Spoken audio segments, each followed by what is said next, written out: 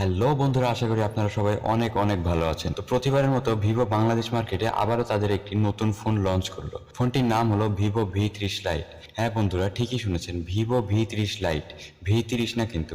এই V30 light launch হওয়ার কিছুদিন আগেই ভিভো লঞ্চ করেছিল তাদের আরেকটি ফোন ভিভো V30। ফোনটির কনফিগারেশন আমরা যথেষ্ট ভালো দেখেছিলাম, কিন্তু V30 লাইটের কনফিগারেশন আপনার জন্য কেমন হবে তা জানতে ভিডিওটি না টেনে সম্পূর্ণ দেখুন। তো কথা না বাড়িয়ে ভিডিওটি শুরু করা যাক। তো আউটলুক নিয়ে কথা বললে ফোনটির প্রায় স্যামসাং এস সিরিজের ফোনগুলোর মতোই দেখা যায়। তো আউটলুক বাজেট অনুযায়ী মোটামুটি ভালো করা হয়েছে। ফোনটির বাংলাদেশ বাজারে দুইটি কালার ভেরিয়েন্টে পেয়ে যাবেন। একটা হলো ক্রিস্টাল ব্ল্যাক এবং অন্যটি হলো ব্রিজি গ্রিন। এখানে একটা মজার বিষয় হলো ফোনটির ওয়েট নিয়ে, অর্থাৎ ক্রিস্টাল ব্ল্যাকের ওয়েট হবে 186 গ্রাম এবং ব্রিজি গ্রিনের ওয়েট হবে 196 গ্রাম। অর্থাৎ ফোন দুইটির কালারের সাথে ওয়েটেরও পরিবর্তন হবে।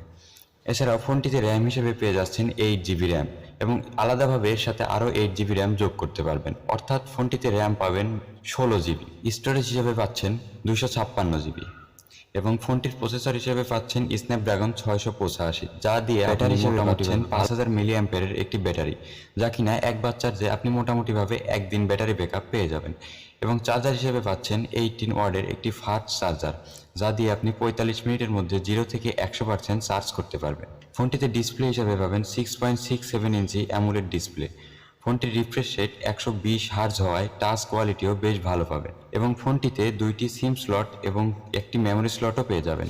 ফোনটির রিয়ারে মেইন ক্যামেরা হিসেবে পাবেন 50 মেগাপিক্সেলের একটি ক্যামেরা এবং সেকেন্ডারি ক্যামেরা হিসেবে পাবেন 2 মেগাপিক্সেলের একটি ক্যামেরা এবং ফ্রন্টে থাকছে 8 মেগাপিক্সেলের ক্যামেরা। এবার কথা বলবো ফোনটির দাম নিয়ে। বাংলাদেশ বাজারে আপনি এই ফোনটি পেয়ে যাবেন মাত্র 32,999 টাকায়। তবে ফোনটির দাম অনুযায়ী আদারওয়াইজ সব দিক দিয়ে ভালো থাকলেও ক্যামেরাটা আমার মনে হয় আরও ভালো করা উচিত ছিল। তো এই ছিল আজকের ভিডিও। ফোনটি আপনার কাছে কেমন লাগলো তা অবশ্যই কমেন্টে জানাবেন।